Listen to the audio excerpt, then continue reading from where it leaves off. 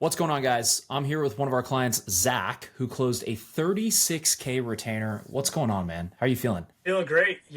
I think this kind of came about because I had the opportunity to revisit with an old client and I had a new discovery call with them and really went over all of their goals going into 2025. And one of the biggest things that stood out that I got from this program was just assessing the fact that their current budget wasn't in line with their current goals. So that was a huge selling point for me, was to kind of walk them to the finish line and then be like, hey, we could totally get you there and I'm happy to help you get there. However, we're going to have to talk about the budget. And I've been working with these guys for about 2 years prior. Yeah. So if I was a little bit nervous that it was going to be like a shock when I Like, was no, dude, I'm originally not doing that. That's crazy. Yeah. Yeah, and they were totally down with it. They were very, very excited. Actually, it was funny because the price was like the last thing they were concerned at. They were more so like, okay, when can we get started? You know? Well, because you obviously did a good job of selling them on the outcome as opposed to just like what the cost is. And like, was this like your first retainer? Have you done retainers before, just for context? Here and there, but nothing to this extent. Okay. This was basically, my home run swing. I had put together my offer, took a little bit of time on that, got some feedback on that, felt really, really confident about it. And once I sent that over, I think they saw how much value they would be getting back. Yeah. And it was really just a plan that was like, nobody is going to lose here if we follow this step by step. Yeah. Yeah. And did you go about the sales process different than you had before? Or is it kind of like you're just taking them through discovery, really understanding the pain points and then showing them how this is going to solve that, right? I think the sales process was them basically telling me their goals, Right. So that there really wasn't a huge sale in terms of like a sales process, but I think the discovery call and like just taking the time to really figure out like, where do you guys want to be in 2025 and like how can I help you get there? And I think them, just saying out loud what they're looking for, and then it just kind of being undeniable that like, okay, we can get there. That's going to make you X amount, but it's going to cost X amount. It was like, well, the math is mathing. So Yeah.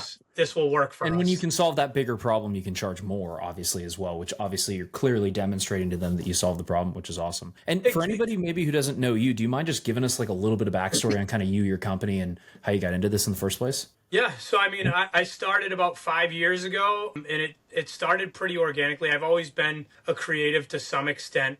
And I just started kind of getting into I was always into photography, but I think obviously social media had a big wave with video. So I slowly took that route and it pretty organically took off. Had a lot of people in my network that were like, hey, this is really cool. It more started with fun stuff rather than business. But the last 3 years have really been primarily focused on small businesses. But the biggest struggle that I've had has been structure. And like, I'm in a position, right now where I trade my time for money. And that is like the biggest thing that led me to this coaching program was like, okay, I know that what I'm doing is providing value. However, I need to scale that. And there are the biggest thing was the time audit. When I'm doing my time audit, I'm like, oh man, there's like, I love that. So much more room here for me to scale my company. Like I'm doing things that I can easily outsource, so you're not building, you can't build $1 million business on $10 tasks, right? And yeah, it's huge. I love that you're having epiphanies on that, because that was a huge thing for me when I first started. Is like I went there, I was like, why am I sending these emails? Or like, why am I doing this editing? Or like, why am I doing all this stuff that doesn't make any money that I could hire somebody for $5 an hour or $10 an hour to do, right? From like overseas. What were kind of things you were focusing on that weren't making you a ton of money? Or what were you kind of seeing? I think one of the biggest things right now for me is like my editing. Like I spend so much time editing, and it's not obviously to some extent when you're a smaller operation, editing makes money, but it's like my time is so much better served, actually meeting with business owners and figuring out what they need. And like, luckily I have some good outlets for editors and just even putting the word out there like, hey, I'm looking for some editing. Like I've gotten a ton of great feedback just from people in the industry and friends. And, like I've made a lot of great connections just being vulnerable enough to say like, hey, I need a little bit of help over here, Yeah. Well, and you, like you said, you would make more money meeting with people who want to work with you than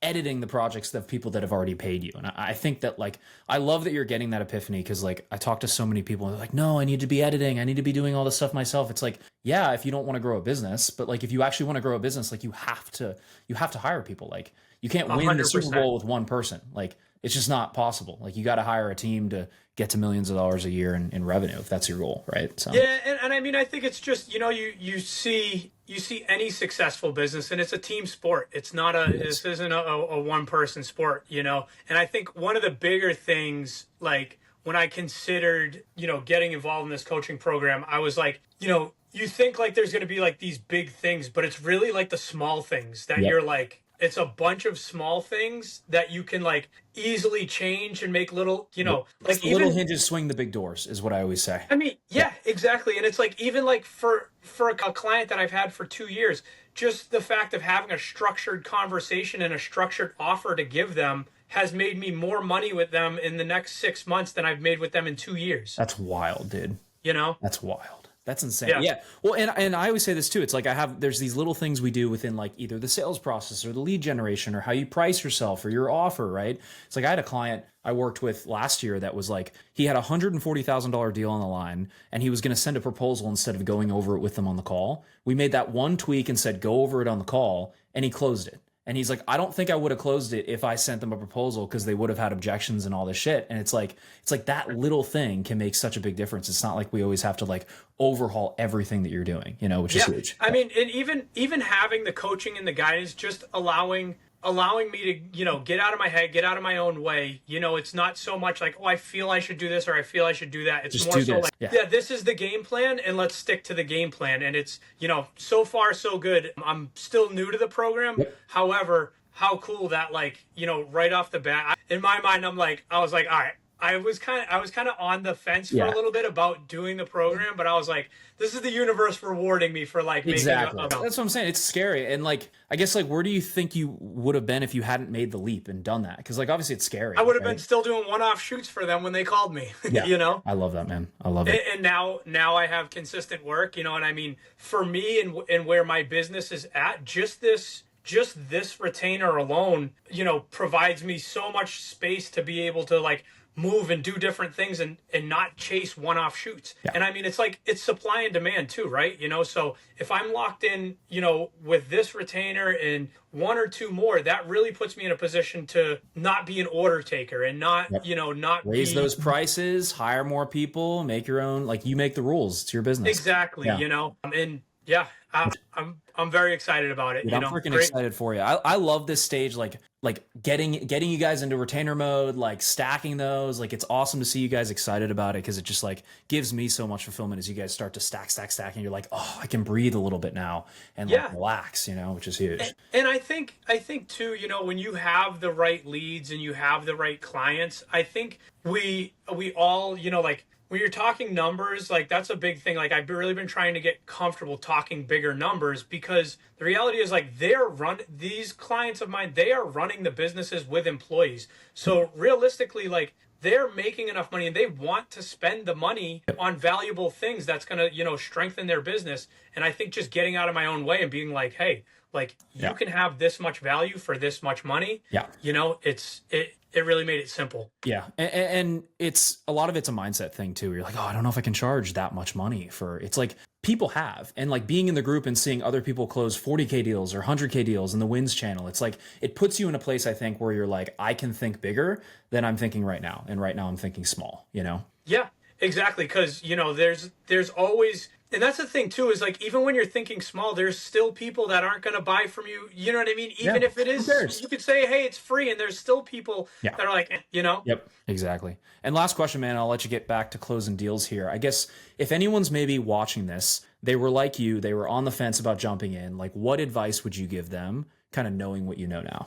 No risk, no reward. Like it is a little scary to make that leap. But, at the end of it, like I said to myself going into it, at the least, I'm going to learn like such valuable marketing and sales skills. Like, the clients will come. Like if if your personal development is there and you are running your business and you can have more of an opportunity for time to run your business, it will grow along with you for sure. 100%. And like that's the same skills that you can apply to your product for your clients as well. So it's Yeah. huge to know that, which I love it, dude. Well, we're going to do another one of these when you're doing 100K a month, 200K a month, getting Yeah, we crazy are. numbers. I appreciate your time, and we'll go from there. Awesome, man. Thank you so Welcome, much. dude. Absolutely. Take care.